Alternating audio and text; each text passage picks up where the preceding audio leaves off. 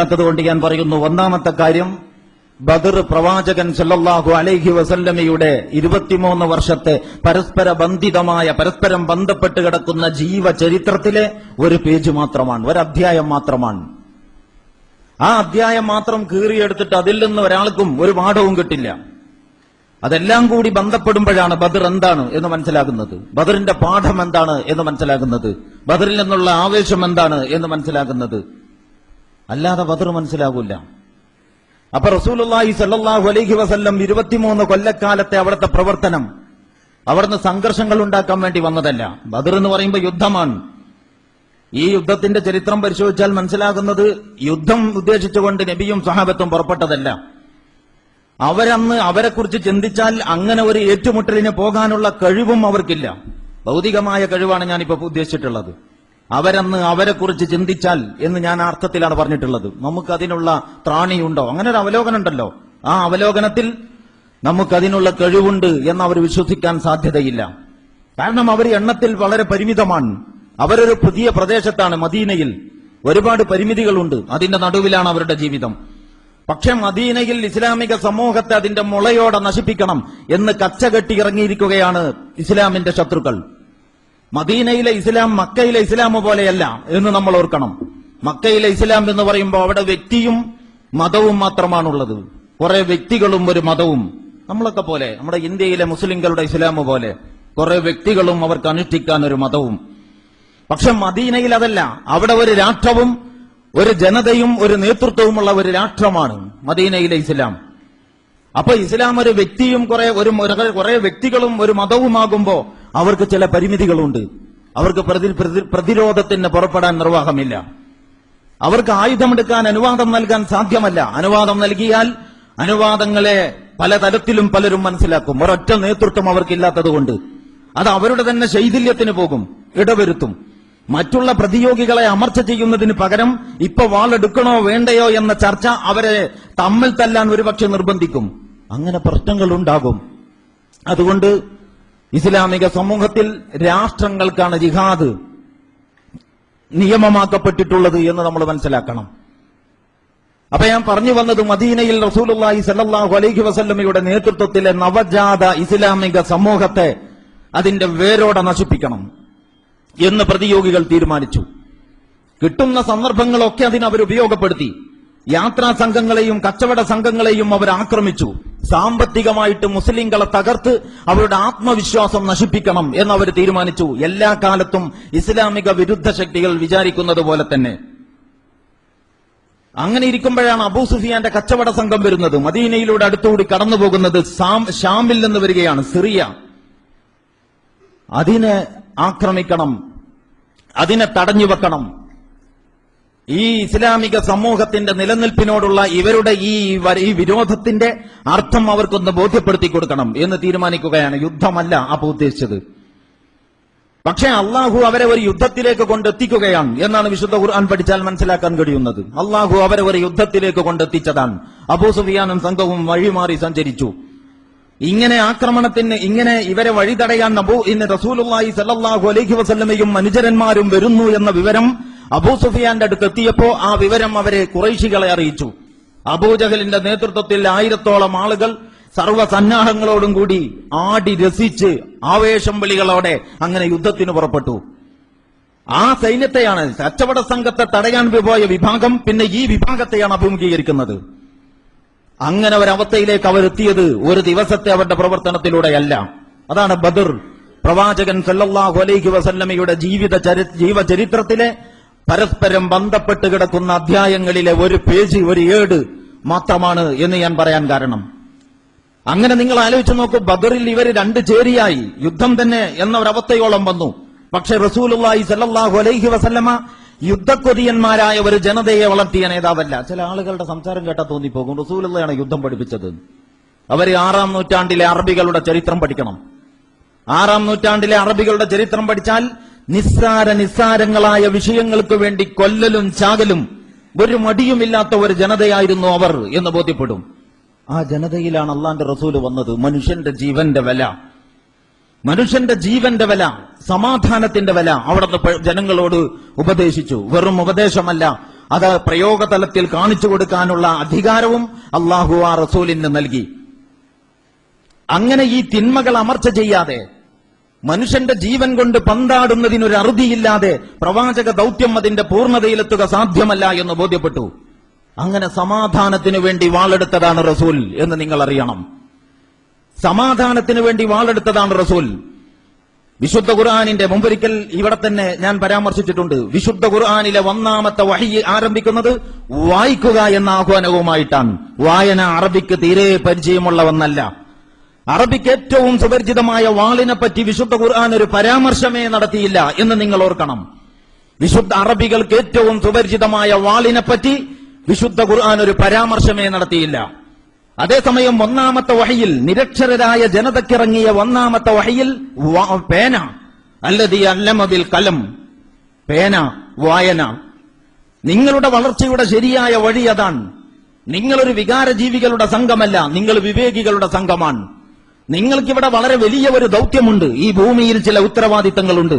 ആ ഉത്തരവാദിത്ത നിർവഹണത്തിന് വേണ്ടി സഹിച്ചും ക്ഷമിച്ചും അതിനുവേണ്ട യോഗ്യതകൾ നിങ്ങൾ ആർജിക്കേണ്ടതുണ്ട്. അതാണ് മദീനയിലെ, അതാണ് മക്കയിലെ 13 വർഷത്തെ മുഹമ്മദീയ പാഠശാലയിലെ ഏറ്റവും വലിയ പാഠം.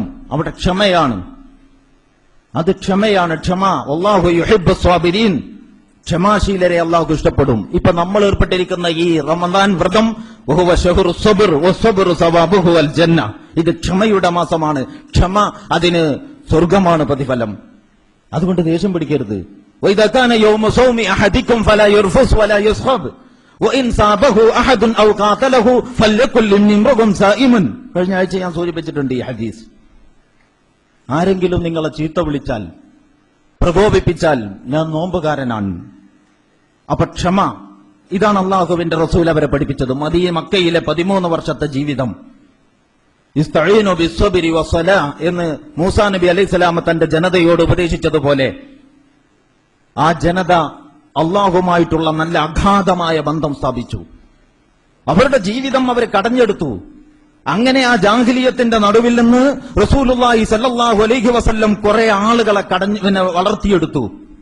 മോര് കടയുന്നത് കണ്ടിട്ടില്ലേ നിങ്ങൾ? അത് ഒരാൾ അങ്ങനെ ഇരുന്നിട്ട് ഒരു ചെമ്പ് പിന്നെ മോരെടുത്ത് വെച്ചിട്ട് വൈകുന്നേരം വരെ ഒരാൾ കടഞ്ഞുകൊണ്ടിരുന്ന കടയുന്നിടത്തോളം വെണ്ണ കിട്ടിക്കൊണ്ടിരിക്കോ? അങ്ങനെ കിട്ടൂല. അതിലുള്ള വെണ്ണ കഴിഞ്ഞാൽ പിന്നെ വെണ്ണ കിട്ടൂല. ആര് കടഞ്ഞിട്ടും കാര്യമില്ല. 13 കൊല്ലത്തെ ഈ കടച്ചിൽ റസൂലുള്ളാഹി സ്വല്ലല്ലാഹു അലൈഹി വസല്ലമക്ക് മക്കയിലെ വെണ്ണ കിട്ടി. അത് വളരെ ക്രീമാണ്. എല്ലാ അർത്ഥത്തിലും ഗുണമുള്ള മനുഷ്യരാണ്. പിന്നെയും അവിടെ പണിയെടുത്തതുകൊണ്ട് പ്രയോജനമൊന്നുമില്ല. തന്റെ പദ്ധതി പക്ഷേ വിജയിപ്പിക്കാതെ പിരിച്ചുവിടാൻ പറ്റൂല. കാരണം എന്താ? ഹുവല്ലദീ അർസല റസൂലഹു ബിൽ ഹുദാ വദീനിൽ ഹഖ് ലിയുദ്ഹിറഹു അലദ്ദീനി കുല്ലിഹി വലൗ കരിഹൽ മുശ്രികൂൻ വകഫാ ബില്ലാഹി ഷഹീദ വലൗ കരിഹൽ കാഫിറൂൻ. ഈ അവസാനത്തിലെ ഈ 3 വാചകങ്ങളിലെ വ്യത്യാസത്തോടൊപ്പം ഇതേ ആയത്ത് 3 സ്ഥലത്തുണ്ട് വിശുദ്ധ ഖുർആനിൽ. സത്യദീനും സന്മാർഗ സന്ദേശവും നൽകി ഈ ദൂതനെ അള്ളാഹു നിയോഗിച്ചതാണ്. എന്തിനാ നിയോഗിച്ചത്? ആളുകൾക്ക് എന്തൊക്കെയോ ചില അനുഷ്ഠാനങ്ങൾ പഠിപ്പിച്ച്, ആളുകളെ സംസ്കരിച്ച്, സമൂഹത്തിലുള്ള തിന്മകൾക്കും തോന്നിയാസങ്ങൾക്കും വേണ്ടാധീനങ്ങൾക്കും അഹങ്കാരികൾക്കും യാതൊരു തലവേദനയും സൃഷ്ടിക്കാതെ ഇവര് ദുഃഖറും ദ്വാഴയുമായിട്ട് ആത്മീയതയിൽ ആണ്ടുപൂണ്ട് അങ്ങനെ ചുളിവിൽ സ്വർഗത്തിൽ പോകാൻ. ഇതിനല്ല. അങ്ങനെ ഒരു പരിപാടി തന്നെ ഇസ്ലാമിന്റെ മുമ്പിലില്ല. ഒരു വ്യക്തി ചുളിവിൽ സ്വർഗത്തിൽ പോകുന്ന പരിപാടിയുടെ പേരല്ല ഇസ്ലാം. അങ്ങനെയാണെങ്കിൽ നിങ്ങൾ ആലോചിച്ച് നോക്കിയിട്ടുണ്ടോ? എന്തിനാ ഹിജറ പോയത്? എന്തിനാ മദീനയിലേക്ക് ഹിജറ പോയത്? ഹിജറയെ പറ്റി വേറെ പറയേണ്ടതാണ്. പക്ഷെ ഇപ്പൊ ഈ ചർച്ചയുമായി ബന്ധപ്പെട്ടൊരു ഭാഗം ഞാൻ ചോദിക്കുകയാണ്, നിങ്ങളൊക്കെ ചിന്തിക്കാൻ വേണ്ടിയിട്ട്. എന്തിനാ ഹിജറ പോയത്? 13 കൊല്ലം അള്ളാഹുവിന്റെ ദീനിലേക്ക് ആളുകളെ ക്ഷണിച്ചു. ഇവർ കുറ്റമറ്റ ദീനിന്റെ വാഹകരായി മാറി. മക്കയിൽ 13 കൊല്ലം നബിയും സഹാബത്തും. ഇനി ആ ജനതയിൽ നിന്ന് നമുക്ക് വല്ലാതെയൊന്നും ആളെ കിട്ടില്ല. ഈ ജനതയെ മാത്രം മുന്നിൽ വെച്ചുകൊണ്ട് നമ്മുടെ പദ്ധതി നടക്കുകയുമില്ല. പിന്നെന്താ വേണ്ടത്? അവരോട് യുദ്ധം പ്രഖ്യാപിക്കണം. ആരോട്? മക്കക്കാരോട്. അവരാണ് ജയിക്കുന്നതെങ്കിൽ, അവരാണ് ജയിക്കുക എന്ന് പറഞ്ഞാൽ ഇവരൊക്കെ ഷഹീദാവുന്നല്ലേ അർത്ഥം? ഇവരൊക്കെ ഷഹീദായാൽ ഇവർക്കൊക്കെ സ്വർഗം. എന്താ പ്രശ്നം? ഇനി അതല്ല, ഇവരാണ് ജയിക്കുന്നതെങ്കിലോ മക്ക ഇവരുടെ കീഴിൽ വന്നും ചെയ്തല്ലോ. അങ്ങനെയാണോ അള്ളാഹ് ഈ പ്രശ്നം തീർത്തത്? അല്ല. മക്കയിലെ 13 വർഷത്തെ പ്രവർത്തനത്തിന് ശേഷം ക്ഷമയോടെ പിൻവലിഞ്ഞ് മദീനയിലേക്ക് ഒരു ചുവടുമാറ്റം. എന്തുകൊണ്ട്? ഇസ്ലാമിന് ഈ ഭൂമിയിൽ ചില ദൗത്യങ്ങളുണ്ട്. ഇത് വ്യക്തികൾ മരിച്ച് സ്വർഗത്തിൽ പോകുന്ന പരിപാടിയുടെ പേരല്ല. ഇതിനുവേണ്ടി പണിയെടുക്കുന്നവർ മരിച്ചാൽ അവർക്ക് സ്വർഗം കിട്ടും, സംശയമൊന്നുമില്ല. പക്ഷേ അങ്ങനെ ചുളിവിൽ മരിക്കാൻ വേണ്ടി നടക്കുന്ന സംഘമല്ല ഇത്. ഇവർക്ക് ഈ ഭൂമിയിൽ ഒരു ദൗത്യമുണ്ട്. അതാണ് ഹുവല്ലദീ അർസല റസൂലഹു ബിൽ ഹുദാ വദീനിൽ ഹഖ് ലിയുദ്ഹിറഹു അലാ ദീനി കുല്ലിഹി. ഈ ദീൻ എല്ലാ ദീനുകളുടെയും മേലെ വരണം. അതാണ് അള്ളാന്റെ ദീൻ, എല്ലാ ദീനുകളുടെയും മേലെ വരണം. അള്ളാഹുവിന്റെ ദീൻ കാര്യങ്ങൾ തീരുമാനിക്കണം. അള്ളാഹുവിന്റെ ദീൻ എല്ലാ കാര്യങ്ങളും മേലെ വരുന്നത് ദീനിന്റെ ആളുകൾ തന്നെ ഇഷ്ടപ്പെടൂല പലപ്പോഴും. അങ്ങനെ ആയിരിക്കും നിർഭാഗ്യവശാൽ ദീനിന്റെ ആളുകളിൽ കുറെ അധികം ഉണ്ടാവുക എല്ലാ കാലത്തും. നിങ്ങൾക്ക് കർബലയുടെ കഥ അറിയാം. എന്താ കർബലയിൽ സംഭവിച്ചത്? അവിടെ ആരാണ് ആർക്കെതിരെയാണ് വാളെടുത്തത്? പ്രവാചകൻ സല്ലല്ലാഹു അലൈഹി വസല്ലമയുടെ പൗത്രന്റെ പേരക്കുട്ടിയുടെ തല അറുത്തെടുത്തിട്ട് തളികയിൽ വെച്ചിട്ട് യസീദിന്റെ കിങ്കരന്മാർ ഇബ്നു സിയാദും കൂട്ടരും യസീദിന്റെ അടുത്തേക്ക് കൊടുത്തയച്ചെങ്കിൽ എന്തിനു വേണ്ടി ആലോചിച്ച് നോക്കിയിട്ടുണ്ടോ? ഒരു സമുദായം എന്ന നിലയ്ക്ക് ഇസ്ലാമിനെ കൊണ്ടു നടത്താൻ എല്ലാവർക്കും ഇഷ്ടമാണ്. ഇസ്ലാം ഒരു ആദർശമാകുന്നത് ആളുകൾക്ക് പേടിയാണ്. ഇസ്ലാം ആദർശമായാൽ പിന്നെ കാര്യങ്ങൾ തീരുമാനിക്കുക ആദർശമാണ്. ഇസ്ലാം ഒരു ആദർശമായാൽ പിന്നെ കാര്യങ്ങൾ നടക്കുക അള്ളാഹുവും റസൂലും ഉദ്ദേശിച്ച പോലെയാണ്. അള്ളാഹുവും റസൂലും ഉദ്ദേശിച്ചതുപോലെ കാര്യങ്ങൾ നടക്കുമ്പോ ഞങ്ങളുടെ കാര്യങ്ങളിൽ നിന്ന് കൈകളിൽ നിന്ന് കാര്യങ്ങൾ കൈവിട്ടു പോകും എന്ന് ജനം ബേജാറാകുന്നു. അബൂജഹലിനുള്ള അത്ര തന്നെ ബേജാറ് ആധുനിക അബൂജഹൽമാർക്ക് അറബി രാജ്യങ്ങളിൽ നിങ്ങൾക്ക് കാണാം. നിങ്ങൾ സംശയമുള്ളവർ മിസ്രിലേക്ക് നോക്കൂ, വേറെ ദൂരത്തേക്കൊന്നും പോകണ്ട. ഞാൻ അതിലേക്ക് ഇപ്പൊ കടക്കുന്നില്ല, ഒരൊറ്റ പരാമർശമേ ഉള്ളൂ. സംശയമുള്ളവർ മിസ്രിലേക്ക് നോക്കൂ. ഖദ് കാന ലക്കും ആയത്തുൻ ഫീ ഫിഅതൈൻ ഇൽതഖതാ ഫിഅത്തുൻ തുഖാതിലു ഫീ സബീലില്ലാഹ് വഉഖറ കാഫിറ യറൗനഹും മിസ്ലൈഹിം റഅയൽ ഐൻ വല്ലാഹു യുഅയ്യിദു ബിനസ്രിഹി മൻ യശാ. സൂറത്തുൽ ആൽ ഇംറാനിലെ നേരത്തെ ഞാൻ പാരായണം ചെയ്ത ആയത്തിന്റെ പ്രസക്തമായ ഭാഗമാണിത്. അല്ലാഹു പറയാണ്, ഖദ് കാന ലക്കും ആയത്തുൻ ഫീ ഫിഅതൈൻ ഇൽതഖതാ. രണ്ട് സംഘങ്ങൾ മുഖാമുഖം നിന്നല്ലോ, അതിൽ നിങ്ങൾക്ക് വലിയ പാഠമുണ്ട്. രണ്ട് സംഘങ്ങൾ യൗമൽ ഫുർഖാൻ യൗമൽ തഖൽ ജംആൻ എന്ന് ഖുർആൻ സൂറത്തു അൻഫാലിൽ വിശേഷിപ്പിച്ചിട്ടുണ്ട്. രണ്ട് സംഘങ്ങൾ മുഖാമുഖം നിന്ന ദിവസം, ഹക്കും ബാത്തിലും വേർതിരിഞ്ഞ ദിവസം. ഖദ് കാനത് ലക്കും ആയത്തുൻ ഫീ ഫിഅതൈൻ ഇൽതഖതാ ഫിഅത്തുൻ തുഖാതിലു ഫീ സബീലില്ലാഹ്. എന്താ ഒരു സംഘത്തിന്റെ പ്രത്യേകത? അവർ അല്ലാഹുവിന്റെ മാർഗത്തിൽ സമരം നടത്തുന്നവരാണ്. അവർക്ക് വ്യക്തിപരമായ അജണ്ടയില്ല. യുജാഹിദൂന ഫീ സബീലില്ലാഹ് എന്നാണ്. ഖുൽ ഹാദിഹി സബീലി അദ്ഉ ഇലല്ലാഹ് എന്നാണ് റസൂൽ പറയുന്നത്. സൂറത്ത് യൂസുഫിന്റെ അവസാനം കാണാം. റസൂല് താങ്കൾ പ്രഖ്യാപിക്കുക, ഹാദിഹി സബീലി, ഇതാണ് എന്റെ വഴി. എന്നിട്ട് ഞാൻ വിളിക്കുന്നത് എവിടേക്കാ? എന്റെ വ്യക്തിത്വത്തിലേക്കല്ല, എന്റെ വ്യക്തിപ്രഭാവത്തിലേക്കല്ല, എന്റെ മറ്റെന്തെങ്കിലും നേതൃപാഠവങ്ങളിലേക്കോ യോഗ്യതകളിലേക്കോ അല്ല. പിന്നെയോ അദ്ഉ ഇലല്ലാഹ്, ഞാൻ അള്ളാഹുവിലേക്കാണ് വിളിക്കുന്നത്. അള്ളാഹുവിന്റെ ദീനിനു വേണ്ടി ജനങ്ങളോട് സംസാരിക്കുന്നവർ അള്ളാഹുവിന് വേണ്ടി സംസാരിക്കുന്നവരാണ് എന്ന ബോധത്തോടെ സംസാരിക്കണം എന്ന് ഞാൻ ഈ സന്ദർഭത്തിൽ ഉണർത്തുകയാണ്. അത് സ്കൂളിലായാലും ശരി, മറ്റ് ക്ലാസുകളിലൂടെ ആയാലും ശരി, അള്ളാഹുവിന്റെ ദീനിനു വേണ്ടി ജനങ്ങളോട് സംസാരിക്കുന്നവർ അള്ളാഹുവിന് വേണ്ടി സംസാരിക്കുന്നവരാണ് എന്നോർക്കണം. അള്ളാഹുവിന് വേണ്ടി സംസാരിക്കുന്നവരാണ് എന്ന ഓർമ്മ നഷ്ടപ്പെട്ടുകൊണ്ട് സ്വന്തം ഒരു കഴിവും യോഗ്യതയും മാത്രം അവലംബിച്ചുകൊണ്ട് നമ്മൾ നിലകൊള്ളാൻ പോയാൽ ആ പണി തന്നെ മതിയാകും നമ്മുടെ പരാജയത്തിന് എന്ന് നമ്മൾ കരുതണം. അള്ളാഹു നമ്മെ കാത്തുരക്ഷിക്കുമാറാകട്ടെ. പറഞ്ഞു വന്ന വിഷയം, രണ്ട് സംഘങ്ങൾ ഒരുമിച്ച് കൂടി. എന്നിട്ട് അള്ളാഹു പറയാണ്, ഒരു സംഘം ഫിയത്തുൻ തുഖാതിലു ഫീ സബീലില്ലാഹ്, അള്ളാഹുവിന്റെ മാർഗത്തിലേക്ക് അള്ളാഹുവിന്റെ മാർഗത്തിൽ പോരാടുന്നവരാണ്. ഓ ഉഖറ കാഫിറ, മറ്റേ സംഘമോ നിഷേധിക്കൂട്ടമാണ്. അള്ളാന്റെ ആ വിവരണം നോക്കണം. രണ്ട് സംഘങ്ങൾ ഒരു നഗരത്തിൽ ഒരുമിച്ച് കൂടിയിരിക്കുകയാണ്, ഒരു ഗ്രൗണ്ടിൽ.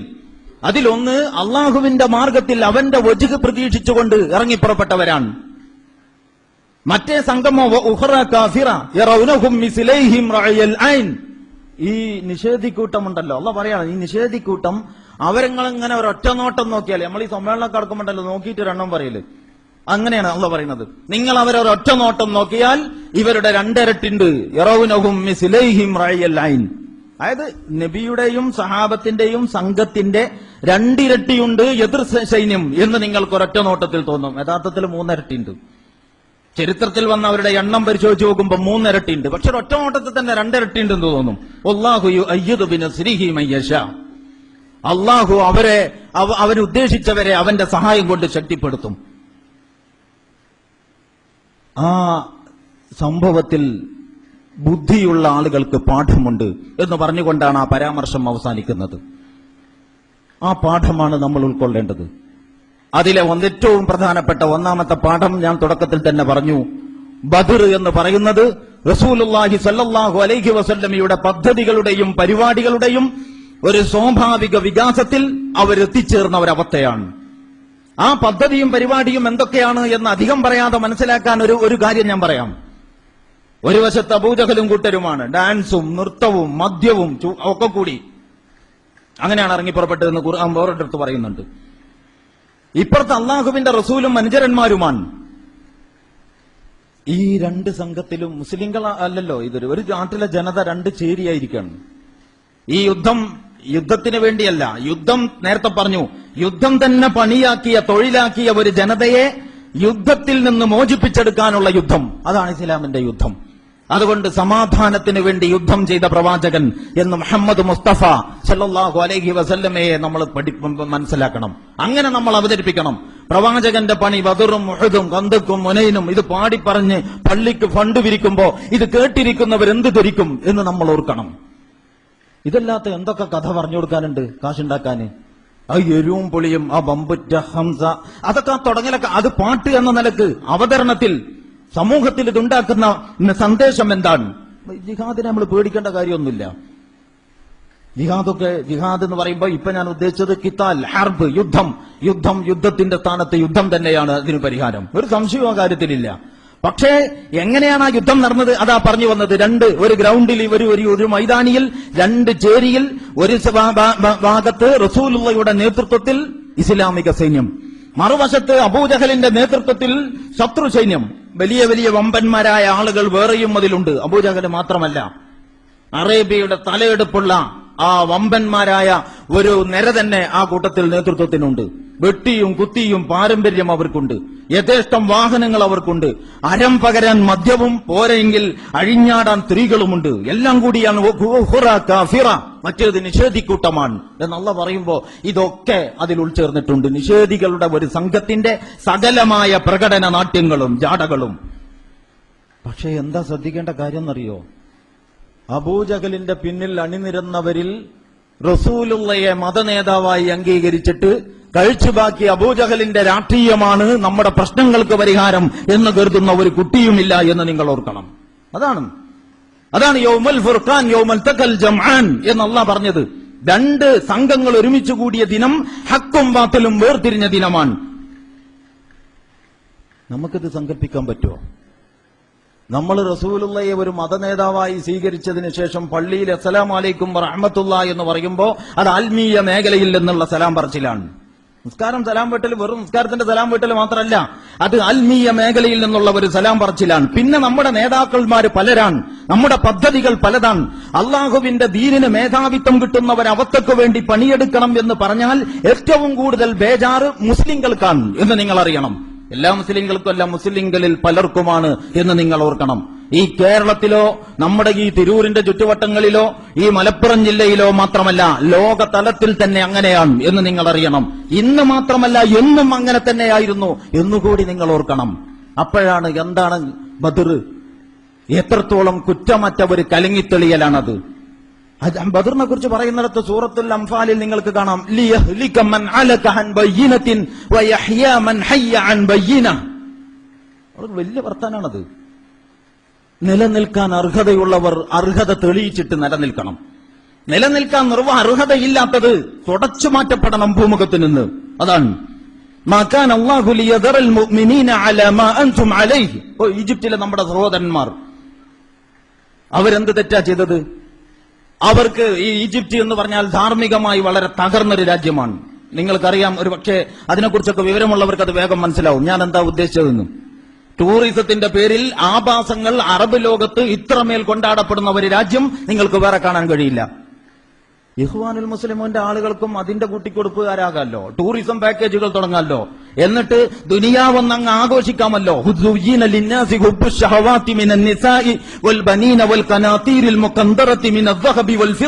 നേരത്തെ ഞാൻ ഓതിയ ആയത്തിന്റെ തൊട്ടടുത്ത ആയത്ത് അതാണ്.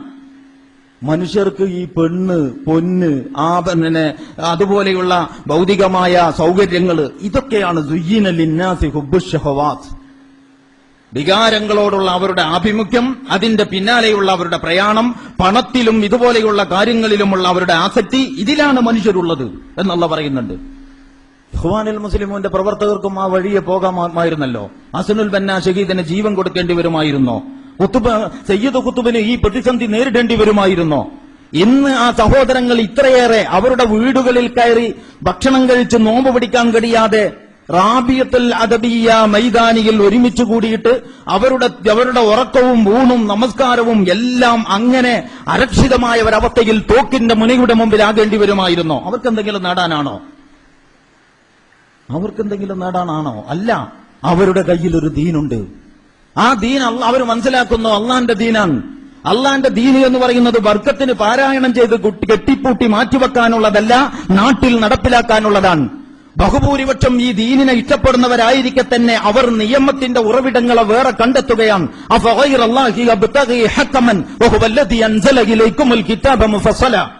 നിങ്ങൾ വേറെ ഒരു നിയമത്തിന്റെ ഉറവിടം കണ്ടെത്തുകയോ? അള്ളാഹ് വിസ്തരിച്ചൊരു കിതാബ് തന്നിരിക്കെ എന്ന് ഖുർആൻ ചോദിക്കുന്നുണ്ട്. അപ്പൊ അവര് മനസ്സിലാക്കുന്നു ഈ ദീൻ വ്യക്തി ജീവിതത്തിൽ നടപ്പാക്കണം. നമുക്കും മനസ്സിലാവും. ഈ ദീൻ നമ്മുടെ കുടുംബത്തിൽ വേണം. കുറെയൊക്കെ നമുക്കും മനസ്സിലാവും. ഈ ദീൻ ഈ കുടുംബങ്ങളുടെ മേധാവി, കുറെ നല്ല കുടുംബങ്ങളുടെ മേലെ ഒരു കവചമായിട്ടുണ്ടാകേണ്ടത് നല്ല ഒരു ദീനല്ലെങ്കിൽ ഈ കുടുംബങ്ങൾ ഗുണം പിടിക്കൂല. അപ്പൊ ഈ ദീൻ സമൂഹത്തിൽ വരണം. സമൂഹത്തിലൊക്കെയും നല്ല ഒരു നന്മയുടെ അന്തരീക്ഷമാണെങ്കിൽ ഒരു വൃത്തികെട്ട സാധനം അതിന്റെ മേൽക്കൂരയായിട്ട് പറ്റില്ല. അതുകൊണ്ട്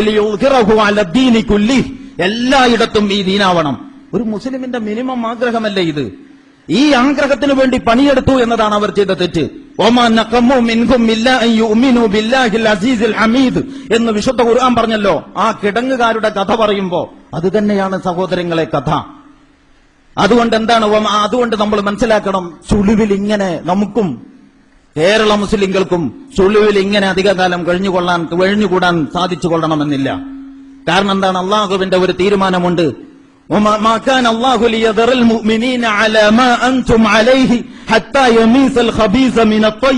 നല്ലതും ചീത്തയും വേർതിരിയണം. അല്ലാതെ ഇങ്ങനെ ഒരൊറ്റ ഒഴുക്ക് ചപ്പും ചവറും നല്ലതും അങ്ങനെ പറ്റൂല.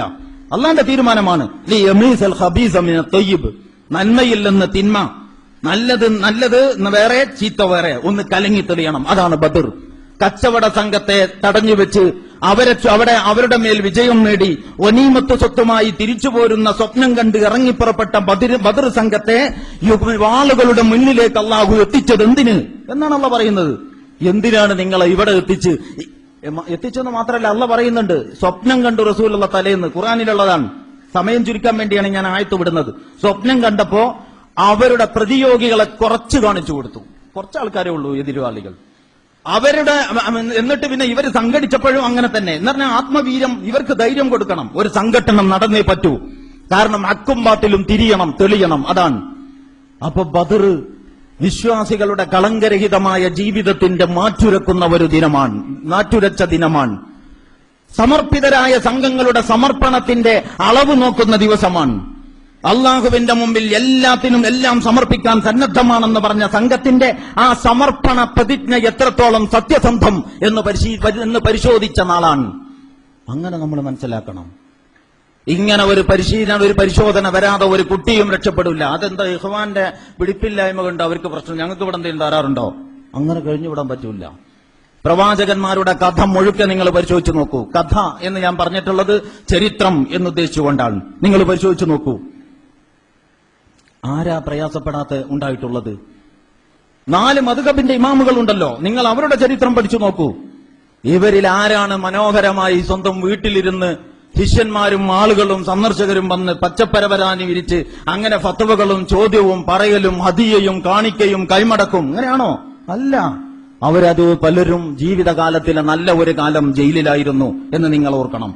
അവരെ ജയിലിലിട്ട് കൊന്നത് മുസ്ലിം ഭരണാധികാരികളായിരുന്നു എന്ന് നിങ്ങൾ അറിയണം. അതാണ് ബദർ എന്ന് പറയുമ്പോൾ ഒരു കലങ്ങിത്തെളിയലാണ് എന്ന് ഞാൻ പറഞ്ഞിട്ടുള്ളത്. ഇങ്ങനെ കലങ്ങിത്തെളിയാൻ ആദർശത്തിന്റെ ഒരു കലർപ്പില്ലാത്ത നിലപാടുള്ള സംഘത്തിനെ കഴിയൂ.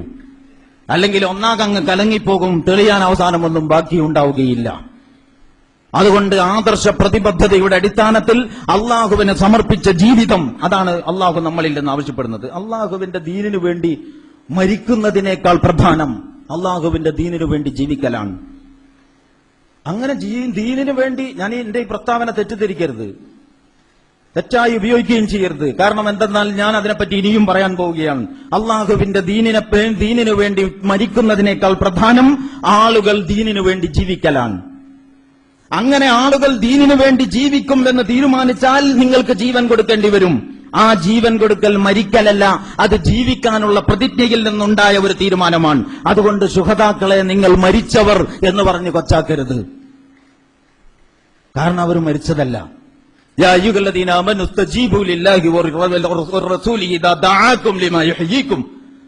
ലിമാ യുമീതുക്കും എന്നല്ല പറഞ്ഞത്, നിങ്ങളെ മരിക്കാൻ വിളിക്കുമ്പോ എന്നല്ല. യാ അയ്യുഹല്ലദീന ആമനു ഇസ്തജീബു ലില്ലാഹി വറസൂൽ. വിശ്വാസികളെ, നിങ്ങൾ അല്ലാഹുവിനും റസൂലിനും ഉത്തരം ചെയ്യണം. എങ്ങനെ? ഇദാ ദഅാകും ലിമാ യുഹ്യീകും. നിങ്ങളെ ജീവിപ്പിക്കാൻ വേണ്ടി വിളിപ്പിക്കുമ്പോ. നിങ്ങൾ ഒറ്റക്ക് ഇവിടെ ഒരു വീട്ടിൽ പെണ്ണുങ്ങളും കുട്ടികളായിട്ട് കഴിയാണ്, അപ്പുറത്തുള്ളവന്റെ കാര്യം വരെ നിങ്ങൾക്കറിയില്ല, സമൂഹത്തിൽ വിഷമിക്കുന്നവന്റെ കഥ അറിയില്ല. അപ്പോഴാണ് നിങ്ങളെ വിളിക്കുന്നത്, സഹോദര ഇന്ന സംഘത്തിൽ നമുക്ക് പ്രവർത്തിക്കാം. അപ്പൊ നിങ്ങൾക്ക് ജീവൻ വരികയാണ്, നിങ്ങൾ അറിയപ്പെടുകയാണ്. നമ്മൾ അറിയപ്പെടാൻ ആഗ്രഹിച്ചിട്ടല്ല, അറിയപ്പെടാന്ന് ഞാൻ ഉദ്ദേശിച്ചത് നന്മയുടെ ഒരു വാഹകനായിട്ട് നിങ്ങളുടെ സാന്നിധ്യം അനുഭവപ്പെടുക എന്നർത്ഥത്തിലാണ്. അല്ലാതെ നമുക്ക് പ്രശസ്തി ആഗ്രഹിക്കാൻ നിർവാഹമില്ല. കാരണം നമ്മളുടെ പ്രശസ്തി അള്ളാഹുവിന്റെ ദീനിന്റെ പ്രസക്തിയാണ്. കാരണം അള്ളാഹുവിന്റെ ദീനിനു വേണ്ടിയാണ് നമ്മൾ നിലകൊള്ളുന്നത്. അപ്പൊ ഒരു മനുഷ്യൻ ഒരു നല്ല സംഘത്തിൽ ചേരുമ്പോ അയാൾ സജീവമാവുകയാണ്. അതാണ് സജീവത. ഈ സജീവതയുടെ വികാസമാണ് സമൂഹത്തിലുണ്ടാകുന്ന നന്മ, രാഷ്ട്രത്തിലുണ്ടാകുന്ന നന്മ. അതിലേക്കാണ് അള്ളാഹ് വിളിക്കുന്നത്. അതിലേക്ക് വിളിക്കുമ്പോ നിങ്ങൾ വരണം. അതുകൊണ്ട് ഇസ്ലാമിന് വേണ്ടി ജീവിക്കാൻ പ്രതിജ്ഞയെടുക്കലാണ് പ്രധാനം. ഇസ്ലാമിന് വേണ്ടി മരിക്കാൻ എവിടെ അവസരം കിട്ടുക എന്ന് നോക്കി നടക്കലല്ല. മരിക്കാൻ ഇപ്പൊ ഇസ്ലാമിന് വേണ്ടി ആളില്ലാത്തതിന്റെ കുറവുണ്ട് എന്ന് തോന്നുന്നില്ല. പക്ഷെ കുറ്റമറ്റ ഇസ്ലാമിക ജീവിതത്തിന് സമർപ്പിതരായ വ്യക്തിത്വങ്ങളുടെ അഭാവമുണ്ട് എന്ന് നമുക്ക് പറയാനാവും. അതാണ് നികത്തപ്പെടേണ്ട വിടവ്. ഒരു കാര്യവും കൂടി പറയാം. ബദറിൽ ഈ ജനതയോട് പൊരുതി റസൂലും സംഘവും വിജയിക്കുന്നതിന് എത്രയോ മുമ്പ് ജീവിത വിശുദ്ധി കൊണ്ട് ഈ എതിരാളികളുടെ മുമ്പിൽ ഇവർ വിജയിച്ചിരുന്നു എന്ന കഥ നാം അറിയണം.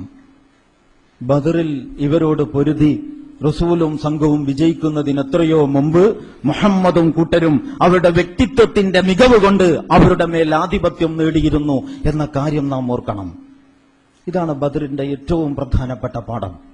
ഈ പാഠം നമുക്കും ഉപകാരപ്പെടുന്നതാകണം എന്നാണ് ഞാൻ ഈ സന്ദർഭത്തിൽ പറയുന്നത്. പക്ഷെ നമ്മളിപ്പോ ഇവിടെ ഉള്ളത് ബദരീങ്ങളുടെ ആണ്ട് കഴിക്കാനുള്ള തിരക്കിലാണ് നമ്മുടെ സമുദായത്തിലെ ഒരു വിഭാഗം. അവരെ നമുക്ക് ആക്ഷേപിക്കാൻ കഴിയില്ല. അവര് അങ്ങനെ ധരിച്ചു പോയിരിക്കണം. അവരെ അങ്ങനെ ധരിപ്പിക്കുന്നതിൽ പലർക്കും കാര്യലാഭങ്ങളുണ്ട്. ഏത് കർമ്മങ്ങളും കൈമടക്കുകളുമായിട്ട് ബന്ധപ്പെടുത്തിയാലേ കർമ്മങ്ങൾക്ക് റൂഹ് ഉണ്ടാകൂ എന്ന് പുരോഹിതന്മാർ എല്ലാ കാലത്തും മനസ്സിലാക്കിയിട്ടുണ്ട്. എങ്ങനാ ഇവര് ബദറിൽ ഷഹീദായ ആളുകളെ ഷഹീദായത്? എന്തിനു വേണ്ടിയാ? അള്ളാഹുവല്ലാത്തവരോട് വിളിച്ചു പ്രാർത്ഥിച്ചുകൊണ്ടിരിക്കുന്ന ഒരു ഷിർക്കൻ വ്യവസ്ഥിതിയെ അള്ളാഹുവിന് ഇഷ്ടപ്പെട്ട ഒരു വ്യവസ്ഥിതിയാക്കി മാറ്റാൻ അതിനുവേണ്ടി അവർ പണിയെടുത്തത്. അള്ളാഹുവല്ലാത്തവരോട് വിളിച്ചു പ്രാർത്ഥിച്ചുകൊണ്ടിരുന്ന ഒരു ജനതയെ ആ ഷിർക്കിൽ നിന്ന് വിമോചിപ്പിക്കുക, അതും ഇവരുടെ ഒരു പരിപാടിയാണ്.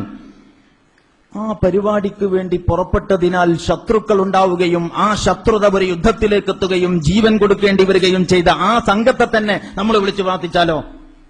ഇതിനേക്കാളും വലിയൊരു നന്ദികേട് വേറെന്താ? ബദരീങ്ങളെ കാക്കണേ എന്ന് വിളിക്കുമ്പോ ഈ ബദരീങ്ങൾ എന്തിനാ പൊരുതിയത്? എന്തിനാ ജീവൻ കൊടുത്തത്?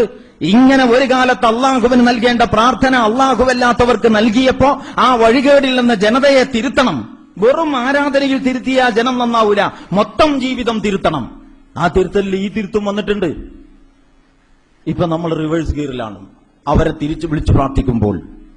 ഇത് സഹോദരന്മാർ മനസ്സിലാക്കണം. നമ്മുടെ സമൂഹത്തിന്റെ ഇന്നത്തെ അവസ്ഥയിൽ നമുക്ക് വിഷമമുണ്ട്.